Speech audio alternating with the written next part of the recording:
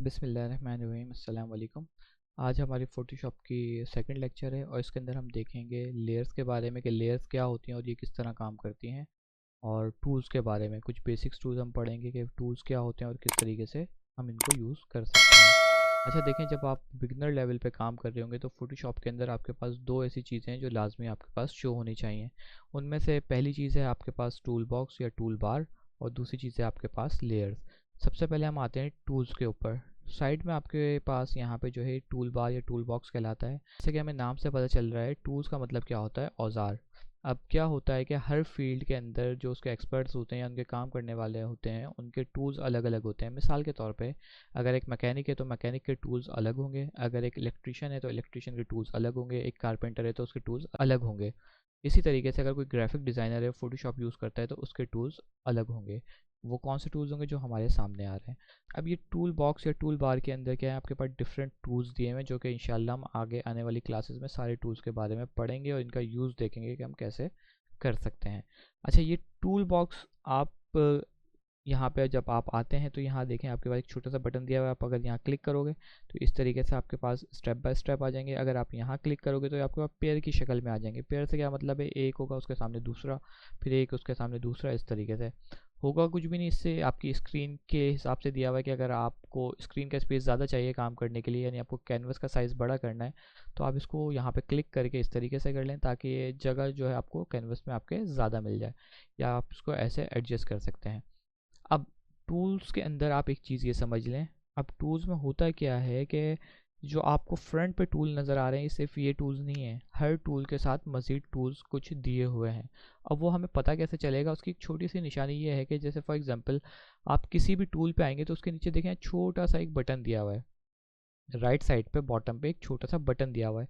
अब जिस जिस टूल के अंदर ये बटन दिया हुआ है, आप समझ जाएंगे कि इसके साथ मज़ीद टूल्स हैं। अब वो टूल्स हमें शो कैसे होंगे, वो हमें शो इस तरह होंगे कि हम उस टूल पे जाके राइट क्लिक करेंगे। जब हम राइट क्लिक करेंगे तो उसके साथ जितने भी टूल्स होंगे वो हमें यहाँ पे शो हो जाएंगे, जैसे कि ये। इसी तरह अगर मैं यहाँ पे आता हूँ, मैं राइट क्लिक करता हूँ, तो देखें इस टूल्स के साथ जो बाकी के टूल्स थे वो शो हो गए। इसी तरह मैं यहाँ राइट क्लिक करता हूँ तो इसके साथ जो टूल्स थे वो बाकी के टूल्स यहाँ शो हो गए। ये क्या होता है कि जो टूल आप सेलेक्ट करोगे टूल बॉक्स के अंदर, फ्रंट पे आपको उसका आइकन दिखाएगा, लेकिन बाकी के टूल्स अंदर की तरफ होंगे। तो आप राइट क्लिक करके बाकी के टूल्स को ओपन कर सकते हो और फिर अपनी मर्ज़ी का टूल सेलेक्ट कर सकते हो। अब साथ में क्या है, हर टूल के आगे देखें यहाँ पे उसकी शॉर्ट की भी लिखी हुई है। फॉर एग्जांपल जैसे लेसो टूल है तो आगे एल लिखा हुआ है, पॉलीगोनल टूल है तो यहाँ पे एल लिखा हुआ है, मैग्नेटिक लेसो टूल है तो उसके आगे भी एल लिखा हुआ है। आपको नॉर्मली अगर आप कंप्यूटर यूज़ करते हैं तो आपको पता होगा कहीं पे भी एल का मतलब क्या है कि शॉर्ट की है। यानी अगर मुझे फॉर एग्जांपल यहाँ पे मूव टूल सेलेक्ट करना है तो मैं मूव टूल की शॉर्ट की क्या है, वी। अगर मैं कीबोर्ड से वी प्रेस करता हूँ तो देखें मेरे पास मूव टूल सेलेक्ट हो गया। इसी तरह अगर मुझे लेसर टूल सेलेक्ट करना है तो मैं कीबोर्ड से एल प्रेस करूँगा तो ये देखें यहाँ पे लेसर टूल सेलेक्ट हो जाएगा। अब जो सिलेक्ट होगा तो वो अलग से कलर से हाईलाइट हो जाएगा। लेकिन नॉर्मली होता क्या है कि अगर आप लोग आईटी के स्टूडेंट हैं या आप लोगों को किसी भी सॉफ्टवेयर के बारे में पता है, तो एक बहुत कॉमन सी चीज़ है कि कभी भी एक शॉर्ट की जो है वो मल्टीपल चीज़ों पे अप्लाई नहीं होती। लेकिन यहाँ इसका मतलब क्या है कि तीनों टूल्स के लिए सेम की दिखा रहा है। अगर आप यहाँ आते हैं तो तीनों हर टूल के लिए सेम शॉर्ट की दिखा रहे हैं। तो इसका पर्पस ये होता है, फॉर एग्जांपल जैसे यहाँ पे हमारे पास दिए हुए तीन टूल, लेसो, पॉलीगॉनल और मैग्नेटिक लेसो टूल। अब मेरे पास अभी जो सिलेक्टेड है वो कौन सा है, लेसो टूल। मुझे कैसे पता चला, एक तो स्क्रीन के टूल के ऊपर जो आइकन आ रहा है वो लेसो टूल का आ रहा है। दूसरा, इन तीनों में से यहाँ पे एक आपके पास बॉक्स नज़र आ रहा है, यानी स्क्वायर बना हुआ है, इसका मतलब है ये टूल सिलेक्टेड है। अब अगर मैं शॉर्ट की से पॉलीगॉनल टूल लेना चाहता हूँ तो मैं क्या करूँगा, मैं फॉर एग्जांपल बाहर हूँ, अभी मुझे वहाँ पे टूल चाहिए लेसो टूल, लेकिन बाहर जो टूल आ रहा है वो आ रहा है लेसो। मुझे शॉर्ट की से चाहिए पॉलीगॉनल लेसो टूल, तो मैं क्या करूँगा, मैं कीबोर्ड पर जाऊँगा और कीबोर्ड पे मैं एल प्रेस करूँगा तो आ गया लेसो टूल। लेकिन मुझे क्या करना है, शॉर्ट की से ही पॉलीगॉनल टूल चाहिए जो कि लेसो टूल के नीचे है।